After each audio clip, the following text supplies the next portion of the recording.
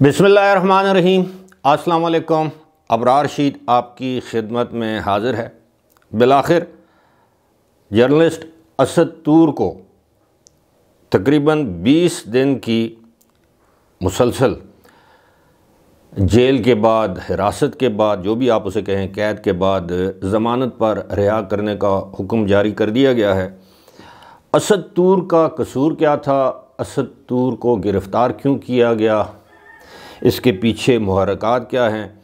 आप सब जानते हैं कि असद तूर एक टेलीविज़न चैनल के साथ बतौर कंटेंट प्रोड्यूसर मुंसलिक हैं, जर्नलिस्ट हैं, इस्लामाबाद में सुप्रीम कोर्ट और हाई कोर्ट को कवर करते हैं और अपना यूट्यूब चैनल भी चलाते हैं, यानी व्लॉगर भी हैं। असद तूर आप सब ये भी जानते हैं कि माजी में भी जब इमरान ख़ान का दौर हुकूमत था तो उनके घर पर कुछ मुसल्लह अफराद ने हमला किया था, उन पर तशद्दुद किया था। उसकी CCTV फुटेज वग़ैरह भी थी। जियो फेंसिंग के ज़रिए उन्हें पकड़ा भी जा सकता था, लेकिन वो लोग जिन्होंने ये हमला किया था गिरफ़्तार ना हो सके, बल्कि उल्टा असद तूर पर ये इल्ज़ाम लगाया गया था कि शायद उनके किसी के ख़ातून के साथ ताल्लुकात थे और लड़की के भाइयों ने उस पर तशद्दुद किया। अगर लड़की के भाइयों ने भी घर आकर तशद्दुद किया तो उनको गिरफ़्तार किया जाना चाहिए था, लेकिन ऐसा नहीं हुआ। असद तूर का जो कंटेंट है, जिस पर वो गुफ्तगू करते हैं अपने यूट्यूब चैनल पे, उससे इख्तलाफ किया जा सकता है, और इख्तलाफ राय रखना और बात है, ज़ाती मुखासमत और बात है। असद तूर इमरान ख़ान के दौरे हुकूमत में, बाद में भी PTI के भी नकाद रहे हैं, इमरान ख़ान की पॉलिसीज़ के भी नकाद रहे हैं। बसा औक़ात वो हमारी जो मिलिट्री ब्यूरोक्रेसी है उनके मामलात पर भी गुफ्तगू करते हैं। बाज़ वक़्त वो जनरल्स, चाहे वो रिटायर्ड हों या सर्विंग हो, उनका भी नाम ले लेते हैं। लेकिन अभी जो उनकी गिरफ़्तारी जो अमल में आई, 23 फरवरी को उनको FIA नोटिस जारी करती है और 26 वो हाज़िर होते हैं, FIA के नोटिस पर हाज़िरी देते हैं। 8 घंटे तक उन्हें बिठाया जाता है और 26 फरवरी को उनको गिरफ़्तार कर लिया जाता है। और ये गिरफ़्तारी अमल में आती है। PICA एक कानून है, prevention of electronic crimes act, जो 2016 में मियां नवाज़ शरीफ के दौरे हुकूमत में अनुषा रहमान उस ज़माने में एक IT की शायद वज़ीर थी, वो ये एक्ट लेकर आई। इस पर काफ़ी ज़्यादा एहतजाज किया गया सहाफ़ती तंजीमों की जानिब से, लेकिन ये एक्ट बिलाखिर नाफिज हो गया। फिर इमरान ख़ान के दौरे हुकूमत में इसमें कुछ तरामीम की गई, जिन्हें हाई कोर्ट ने स्ट्राइक डाउन कर दिया, यानी ख़त्म कर दिया। बहरहाल ये एक कानून मौजूद है।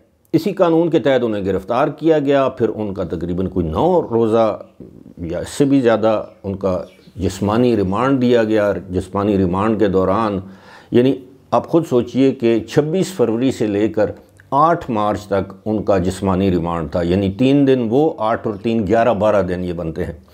8 मार्च को उनको जुडिशल रिमांड पर जेल भिजवा दिया गया असद तूर को।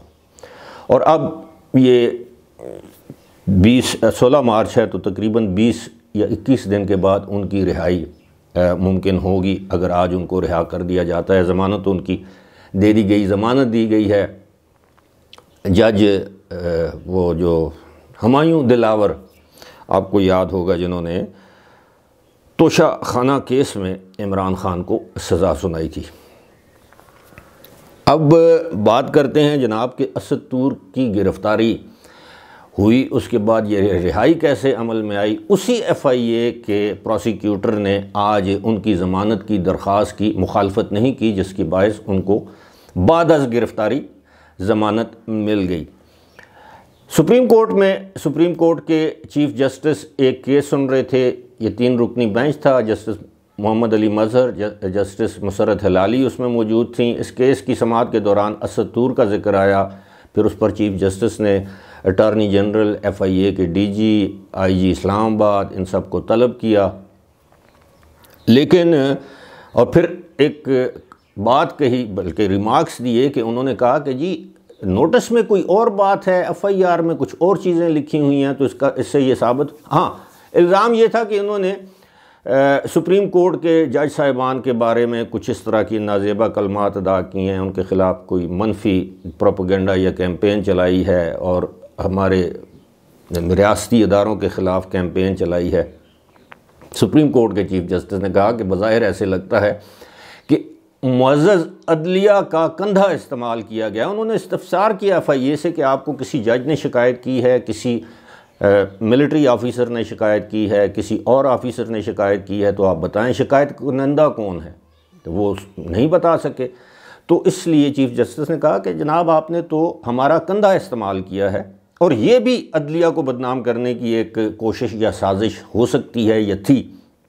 کہ مثال کے طور پر پوری صحافتی برادری میں یہی تاثر گیا کہ شاید چیف جسٹس نے یا سپریم کورٹ کے کسی جج صاحب نے ایف آئی اے سے کہا ہے، ہدایت کی ہے کہ اسد طور کے خلاف کیس درج کیا جائے، ان کو گرفتار کیا جائے۔ بہرحال میں ایک چیز یہاں پر واضح کرنا چاہوں گا، یا بلکہ ایک چیز آپ کو بتانا چاہوں گا کہ یہ نگراں حکومت کے، جب وہ نگراں حکومت تھی اس دور میں یہ سب کچھ ہوا، اور نگراں حکومت میں جو وزیر اطلاعات تھے، اب سب جانتے ہیں کہ مرتضیٰ سولنگی تھے، جو کہ خود پیشے کے لحاظ سے ایک صحافی ہیں، اور یہ مرتضیٰ سولنگی کے جو کریئر ہے یہ اس پر ایک انتہائی بدنما داغ ہوگا، کیونکہ جب وہ نگراں وزیر اطلاعات و نشریات تھے مرتضیٰ سولنگی، اسی دوران نہ صرف اسد طور کو گرفتار کیا گیا بلکہ وہ عمران ریاض کو بھی گرفتار کیا گیا۔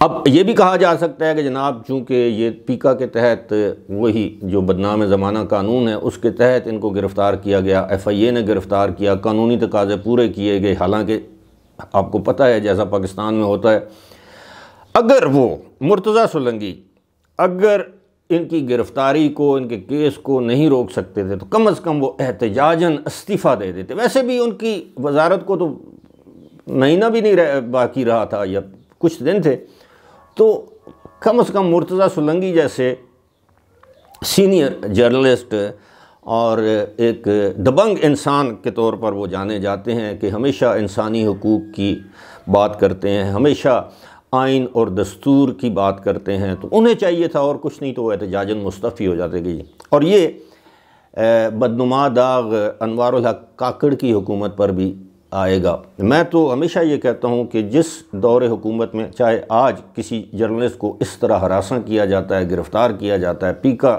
کے تحت، تو اس کی ہم مذمت ہی کریں گے، اور یہ اس حکومت کے جو سیاہ کارنامے ہیں ان میں لکھا جائے گا۔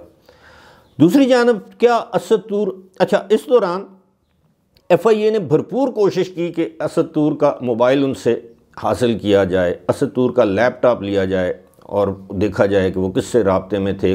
اس سے سورس پوچھے جا رہے تھے کہ آپ کو یہ خبریں کون دیتا ہے، صحافی اپنا سورس کب بتاتا ہے، نہ اس سے پوچھا جا سکتا ہے۔ اور اسد طور نے سپریم کورٹ میں کھڑے ہو کر کہا کہ جی میں نے اپنے یوٹیوب چینل پر یا اپنے ٹویٹر اکاؤنٹ پر جو کچھ میں نے کہا ہے میں آج بھی اس پر کھڑا ہوں، میں اس کو اون کرتا ہوں، تو پھر یہ مجھ سے کیوں میرا موبائل یا میرا لیپ ٹاپ مانگ رہے ہیں۔ بہرحال انہوں نے یہ دونوں چیزیں نہیں، یعنی اپنی ڈیوائسز نہیں دی ایف آئی اے کو، جس کی وجہ سے ریمانڈ بھی طویل ہوا، پھر جوڈیشل ہو گئے۔ اب اس کا کیا حکومت کو کیا فائدہ ہوا سوائے بدنامی کے؟ ایف آئی اے کو کیا فائدہ ہوا؟ کسی کے کہنے پر ہی کیا ہوگا، ایف آئی اے نے خود تو یہ کام نہیں کیا ہوگا۔ کیا فائدہ ہوا سوائے بدنامی کے؟ اسد طور نے 20-21 دن انتہائی سختی کے برداشت کر لیے۔ اسد طور کو کیا فائدہ ہوا؟ اسد طور پہلے جب وہ ان پر تشدد کیا گیا، وہ پاکستان میں، نہ صرف پاکستان میں بلکہ انٹرنیشنلی وہ پاپولر ہو گئے، ان کی پاپولیرٹی میں اضافہ ہو گیا، ان کے سبسکرائبرز میں، فالورز میں اضافہ ہو گیا، ان کے ویوز میں اضافہ ہو گیا۔ اب جب وہ 21 دن کے بعد، اب جو لوگ اسد طور کو نہیں جانتے تھے انہوں نے اسد طور کو سرچ کیا ہوگا گوگل پر، اسد طور کی وہ ویڈیوز دیکھی ہوں گی جو یوٹیوب پر اب بھی موجود ہیں، اسد طور کے وہ ٹویٹس پڑھے ہوں گے جو کہ اب بھی موجود ہیں۔ اب اسد طور آئیں گے تو دوبارہ اپنے ولاگ جو ہیں وہ شروع کریں گے، اپنی ویڈیوز بنائیں گے، تو زیادہ لوگ ان کو دیکھیں گے۔ اگر پہلے مثال کے طور پر ان کے 1 لاکھ فالورز یا سبسکرائبرز تھے تو عین ممکن ہے اب ان کے 1.5 یا 2 لاکھ ہو جائیں۔ پہلے اگر ایک ویڈیو پر ان کے 20 25 30 ہزار ویوز آتے تھے تو ممکن ہے اب 1 لاکھ ویوز آئیں۔